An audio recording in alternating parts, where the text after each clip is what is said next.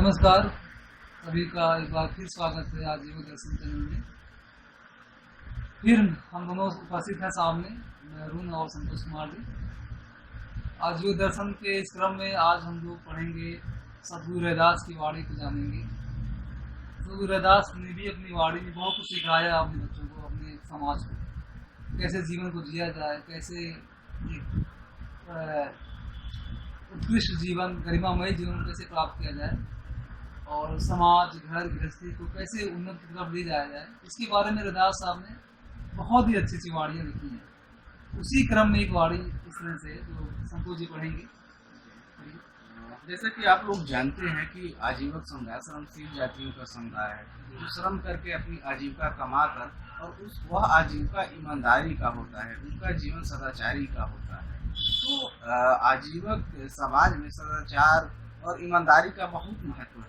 यह हम रैदास और कबीर के यहाँ देखते हैं। उनके जो विचार हैं, उनके विचार के मूल में सदाचार और ईमानदारी अंतर तक धंसा हुआ है।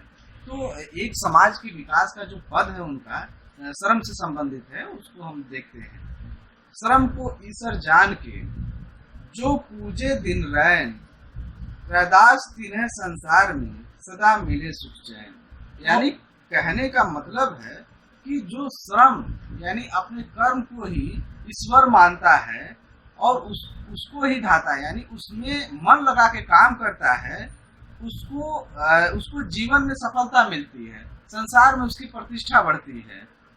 इस पद को अरुण जी बता रहे हैं। रैदास साहब इस पद में क्या कह रहे हैं, इसको ध्यान सुनने की जरूरत है, इसको गौर करने की जरूरत है। कह रहे हैं श्रम को ईश्वर जान के जो पूजे दिन रैन, रैदास तिन्हें संसार में सदा मिले सुख चैन।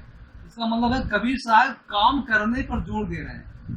कबीर साहब कह रहे हैं कि काम करके खाइए, रैदास साहब कह रहे हैं कमा कर खाइए, यानी काम करिए, निठल्ले मत रहिए। यानी कबीर रैदास साहब कह रहे हैं काम को बड़ी चीज मेहनत करना, श्रम करके खाना वो बहुत बड़ी चीज कह रहे हैं। यानी इससे बड़ा चीज कुछ नहीं है। अगर आप ईमानदारी से अपनी आजीविका कमाते हैं, काम करके खाते हैं, अपना पोषण करते हैं, परिवार का भरण पोषण करते हैं, तो वो समझ लीजिए आप ईश्वर की आराधना कर रहे हैं।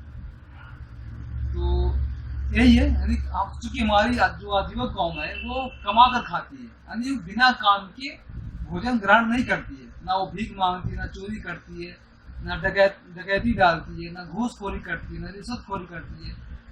क्यों नहीं करती? क्योंकि उसके संस्कार में, खून में है, ये परंपरा में है, कमा कर खाने वाली कौम, यानी काम करेगी। काम चाहे जो काम हो, हजारों तरह के व्यवसाय हैं, काम धंधे, काम करके वो खाना खाती है। तो रैदास साहब चूंकि खुद भी काम करते थे, रैदास साहब खुद का अपना चमड़े का व्यापार था, वो जूता बनाने का काम करते थे, चमड़े का कारोबार, चमड़ा अपने आप में बहुत बड़ा बिजनेस होता है। आज आप देख लो, बड़ी बड़ी ब्रांड बने हुई चमड़े के कारोबार थे। मोची ब्रांड है, मोची जो जात के नाम से कही जाती है। कभी रैदास साहब का जो व्यवसाय था मोची वाला, जो आज दूसरे लोग जो है मोची ब्रांड रख करके करोड़ों अरबों कमा रहे हैं। तो कहने का मतलब रैदास साहब कह रहे हैं काम करके आप काम करिए और काम करके खाइए और मैं इतना मेहनत करिए कि आप उससे मतलब कि संसार में आपकी यश कीर्ति प्राप्त हो, आप अमीर बनिए, आप धनवान बनिए, लेकिन कमा कर बनिए, ईमानदारी से कमा कर बनिए। अरुण जी लास्ट पंक्ति भी कहते हैं सदा मिले सुख चैन। तो वो देखिए कि श्रम और मेहनत से और ईमानदारी से खाने वालों के लिए कहते हैं कि सुख चैन उनके जीवन में तभी मिल सकता है जब ईमानदारी से वो श्रम करते हैं, ईमानदारी से खाते हैं। जो ईमानदारी से कमाएगा, काम करेगा, उसे सुख ही सुख है, संतुष्ट रहता है, सुखी रहता है, संपन्न रहता है, उसे कोई रोग नहीं होता, तनाव नहीं होता, वो मस्त रहता है। तो ये मत, और जो घूसखोरी करता है, चोरी करता है, भीख मांगता है, वो तरह तरह की प्रपंच रखता है, षड्यंत्र रचता है, तनाव में आता है ना। तो ये है। अगले पंक्ति में उन्हें कमाई की तरफ जोर ही देते हैं। उसी से मिलता जुलता एक पद है, रैदास श्रम कर खाए ही ज्यों लोग पार बसाए, नेक कमाई जो करे कबहू न नेफल जाए। तो आप देखते हैं कि नेक कमाई की प्रतिष्ठा को अपने जीवन में कितनी उच्चता देते हैं। यह भीख मांगने की प्रथा से बिल्कुल अलग और बेहतरीन व्यवस्था है, जो पूरे संसार के लिए एक संदेश और प्रेरणा के लिए यह मानव सभ्यता के विकास में इतनी महत्तम कृति है कि इसकी कृति की चहुओर व्याप्ति है। आप देखते हैं कि रैदास जिस श्रम की महत्ता की बात करते हैं वह संसार की सारी कौमों में व्याप्त है। आप जब तक श्रम करके किसी भी क्षेत्र में काम नहीं करेंगे आपके जीवन में सफलता नहीं मिलेगी। और जब श्रम और ईमानदारी से काम करेंगे, उसमें मन लगा के काम करेंगे, वह क्षेत्र कोई भी हो, विज्ञान, गणित, इतिहास और साइंस या कला है, तो उसमें आपको हमेशा सफलता मिलती है। वह जीवन का भी एक क्षेत्र है कि जीवन में भी यदि आप कुछ करना चाहते हैं, जीवन में आगे बढ़ना चाहते हैं, अकर्मणता, निठल्लपन यह आपको जीवन में सुकून नहीं दे सकता। इस पे अरुण जी ने काफी अच्छा पोस्ट भी एक दिन लिखा था, उसके बारे में बताएंगे। पारिवारिक ढांचे में अकर्मणता, श्रम न करना, निठल्लपन की के बाद जो विकृतियां आती हैं। अरुण जी, ये जो पद अभी हम लोग पढ़े हैं, रैदास श्रम कर खाई ज्यों लो पार बसाए, नेक कमाई जो करे कबहू नहीं फल पाए। ये उसी पहले वाले पद की क्रम में ही रैदास साहब का। रैदास साहब पहले वाले पद जो हम लोग पढ़ा अभी, उसमें काम करने को जोर देते हैं।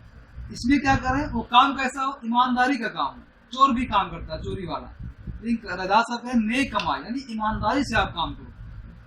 ये देखिए, ये बहुत बड़ा पद है, इसको गहराई समझने की जरूरत है। नेक कमाई माने ईमानदारी की कमाई।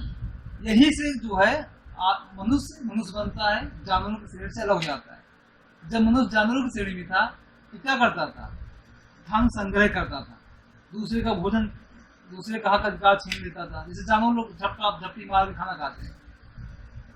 मनुष्य होने का मतलब क्या है, आप ईमानदारी करिए, अपने हक का खाइए। हक माने वही नेक कमाई।